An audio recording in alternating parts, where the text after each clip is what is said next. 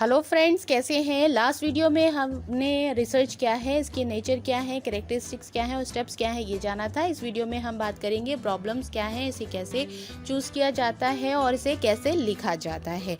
तो चलिए स्टार्ट करते हैं अपना ये video. According to Townsend in 1953, a problem is a question proposed for solution, and according to Kurlinger in 1964, a problem is an interrogative sentence of statement that asks what relation exists between two or more variables। यानी कि दोनों ही definition से हमें यह पता चलता है कि समस्या एक प्रकार का प्रश्नवाचक कथन होता है जिसे दो या दो से अधिक चरों के मध्य में संबंध किस प्रकार का है इसकी जानकारी मिलती है। अब ये बात उठती है कि इसकी उत्पत्ति कैसे होती है। तो अकॉर्डिंग टू मैक्यूगन इन 1969 उन्होंने 3 कॉजेज दिए थे जिसके आधार पर हम कह सकते हैं कि प्रॉब्लम कहाँ से जनरेट होती है। तो पहली है गैप इन नॉलेज, जिसका आधार है कि जब हमें किसी भी घटना या किसी भी चीज़ का तर्कपूर्ण जानकारी नहीं होती है, तभी ऐसी स्थिति में रिसर्च करने की आवश्यकता पड़ती है, यानी प्रॉब्लम जनरेट होती है। जैसे मान लेते हैं कि व्यक्ति ये जानना चाहता है कि किसी व्यक्ति में ग्रास्पिंग पावर बहुत है, तो क्या उसी में ऐसा है या उसकी उम्र के अन्य लोगों में भी ऐसा ही है। तो ये एक प्रॉब्लम हो जाएगी। इसे जस्टिफाई करने के लिए इसे पढ़ना पड़ेगा, इसकी रिसर्च करनी पड़ेगी। दूसरी प्रॉब्लम ये भी हो सकती है इससे रिलेटेड, क्या ये ग्रास्पिंग पावर लड़कों में ज़्यादा होती है या लड़कियों में। तो ये एक प्रकार की दूसरी प्रकार की बन जाएगी। इस तरह से हम 2 प्रकार की प्रॉब्लम एक ही चीज़ से निकाल लेते हैं और उसको डिफाइन करते हैं, उसको खोजते हैं, उस पर रिसर्च करते हैं। दूसरी आती है कि कॉन्ट्राडिक्टरी रिजल्ट। पहले जितनी भी रिसर्च हो चुकी हैं या स्टडीज़ हो चुकी हैं, अगर हम उनका अध्ययन करते हैं और तथ्य सामने आते हैं कि उनमें कुछ ना कुछ फैक्ट रह गया है या उसके जो फैक्ट हैं वो कॉन्ट्राडिक्टरी हैं या विरोधी परिणाम बता रहे हैं, तो भी हम इस प्रॉब्लम को अपने लिए रिसर्च करने के लिए ले सकते हैं। तीसरा कारण ये होता है एक्सप्लेनिंग अ फैक्ट, जिसमें किसी तथ्य की व्याख्या की जाती है। जब हम लिटरेचर पढ़ते हैं तब हमें नया तथ्य सामने आता है, तो उस तथ्य को किसी भी सिद्धांत से जोड़ने के लिए उस पर रिसर्च की जाती है। तो तब ये मैक्यूगन के आधार पर ये 3 हमारे कॉजेस थे जिसमें हम प्रॉब्लम को डिफाइन कर सकते हैं कि कहाँ से जनरेट होती है। अब नेक्स्ट स्टेप आता है how to select a research problem. तो सबसे पहले बात आती है कि हम ये देखते हैं कि किसी भी रिसर्च प्रॉब्लम को सेलेक्ट करने के लिए बेसिकली बंदे को अपने एजुकेशनल इंटेलेक्चुअल इंटरेस्ट के आधार पर उसको चूज़ करनी चाहिए। और दूसरा स्टेप आता है कि प्रीवियस लिटरेचर की हेल्प लेनी चाहिए, चाहे उसके लिए स्टडीज़ कर सकता है, वो मैगजीन्स, न्यूज़पेपर्स, रिसर्च आर्टिकल्स का भी सहारा ले सकता है। तीसरा पॉइंट है कि उस फील्ड से रिलेटेड पर्सन या एक्सपीरियंस टीचर से डिस्कशन कर सकता है, उसके थ्रू से पता चल सकता है कि प्रॉब्लम को कहाँ किस प्रॉब्लम को अभी होल्ड किया जा सकता है, जिस पे रिसर्च करनी बाकी है।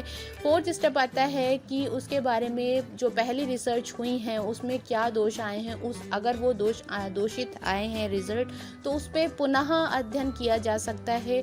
फिफ्थ आता है पॉइंट की मेथडोलॉजी, जो पहले की रिसर्च हुई हैं उसमें मेथडोलॉजिकल या एनालिसिस करते समय कोई प्रॉब्लम आई है तो फिर पुनः उस प्रॉब्लम को फिर से दोबारा रिसर्च की जा सकती है। 6 पॉइंट आता है कि ऐसे भी क्षेत्र लिए जा सकते हैं जिसे बिल्कुल अभी तक उपेक्षित किया जा चुका है, जिसे बिल्कुल ध्यान नहीं दिया गया है, तो उस पर फोकस किया जा सकता है।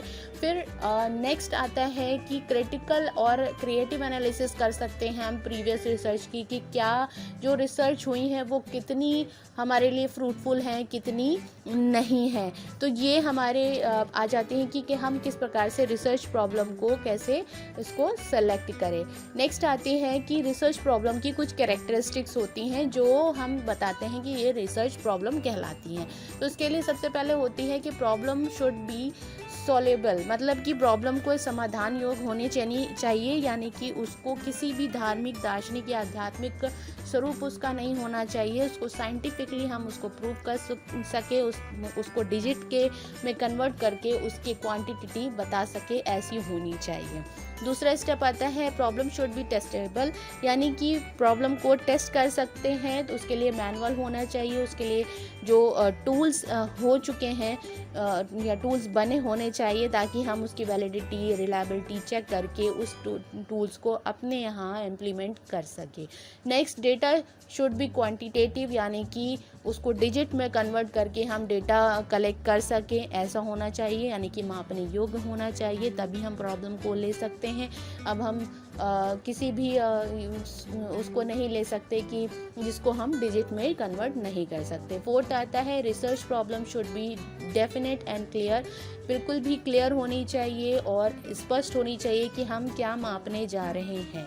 ठीक है। फिफ्थ आता है problem should B practically and theoretical significant, यानी कि बिल्कुल प्रैक्टिकल और थ्योरेटिकल सिग्निफिकेंट होनी चाहिए, जिसमें हम ये बताते हैं कि उसकी वर्तमान समय में क्या उपयोगिता है, क्योंकि जितनी उपयोगिता उसकी होगी वो उतनी ही ज़्यादा प्रॉब्लम इम्पॉर्टेंट होगी।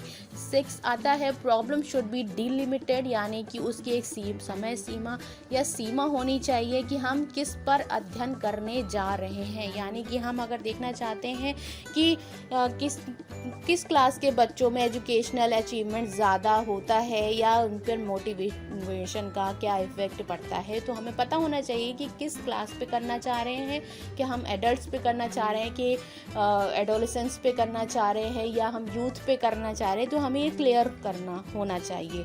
फिर नेक्स्ट आता है कि problem should be related to researcher's interest, यानी कि रिसर्चर जो है हमारा उसके इंटरेस्ट का होना चाहिए, तभी वो उस पर फोकस करेगा, अन्यथा उसका मन नहीं लगेगा।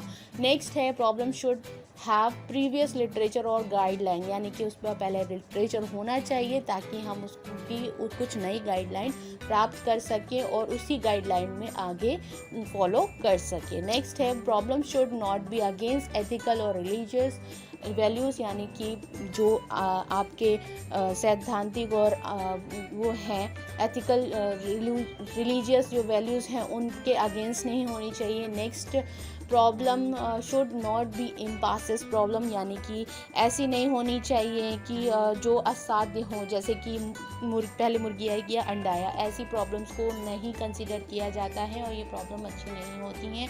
नेक्स्ट और लास्ट है इसमें प्रॉब्लम शुड हैव नोवेल्टी, यानी कि नवीनता होनी चाहिए। प्रॉब्लम जितनी नवीन होगी उतनी ही अच्छी उसको मानी जाएगी, उसको उस पर इंटरेस्ट लोगों का आएगा और रिसर्चर का खुद भी आएगा। जैसे आजकल कोरोना पे ज़्यादा, ये कोरोना एक नई डिजीज़ आई है तो उस पर ज़्यादा से ज़्यादा लोग फोकस कर रहे हैं, स्टडीज़ ज़्यादा से ज़्यादा हो रही हैं। नेक्स्ट आता है टाइप्स ऑफ रिसर्च प्रॉब्लम।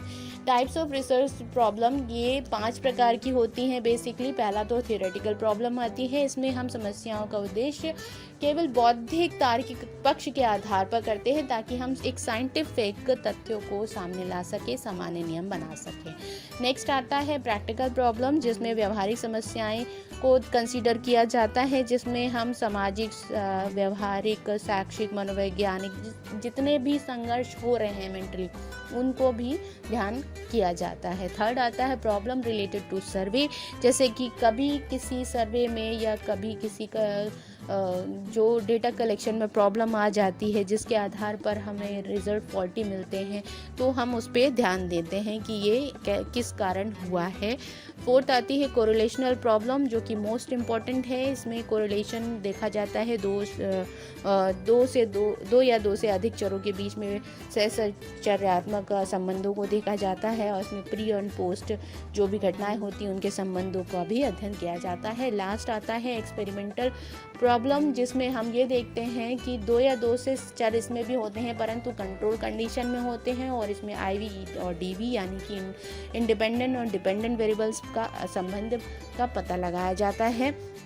तो ये थी 5 रिसर्च प्रॉब्लम्स। अब हम बात करते हैं how should a problem be stated, यानी कि हम इस प्रॉब्लम को किस प्रकार से लिख सकते हैं। तो इसके कुछ टिप्स हैं। पहला है research problem should not B stated in title form, इसको टाइटल फॉर्म में नहीं लिखा जाता क्योंकि ये अच्छी बात नहीं होती कि हम इसको टाइटल रूप में लिखें, क्योंकि इससे उसको कोई भी रूप नहीं मिल रहा है, क्योंकि हम पहले कैरेक्टरिस्टिक्स में पढ़ चुके हैं कि ये सरल और स्पष्ट होनी होनी चाहिए इसलिए। दूसरा है it should not B stated in a question form, हमें इसे क्वेश्चन फॉर्म में नहीं लिखना चाहिए। जैसे मान लेते हैं कि हम यह चाहते हैं कि छात्रों की शैक्षिक उपलब्धि पर पर्सनैलिटी कैरेक्टर्स का प्रभाव देखना चाहते हैं, तो हम ये नहीं लिखेंगे कि आप personality factors affect the educational achievements of the students, हम लिखेंगे effect of personality factors of student on their educational achievements. Okay, next है it should be stated in definite form, इसकी एक निश्चितता होनी चाहिए, यानी कि वो पता होना चाहिए कि ये बिल्कुल स्पष्ट है कहाँ तक इसकी सीमा है। नेक्स्ट है it should be stated clearly, बिल्कुल स्पष्ट होनी चाहिए। और लास्ट है it should express the relationship between two और मोर वेरिएबल्स, यानी कि ये दो या दो से अधिक चरों से के बीच में संबंध की अभिव्यक्ति होनी चाहिए। तो ये था आज का वीडियो। नेक्स्ट वीडियो में हम बात करेंगे कि हाइपोथेसिस की और उसके कैरेक्टरिस्टिक्स की, उसके टाइप्स की। तो ये वीडियो आपको कैसा लगा नीचे कमेंट कीजिएगा और मेरे चैनल को सब्सक्राइब कीजिएगा। तब तक के लिए stay tune and take care.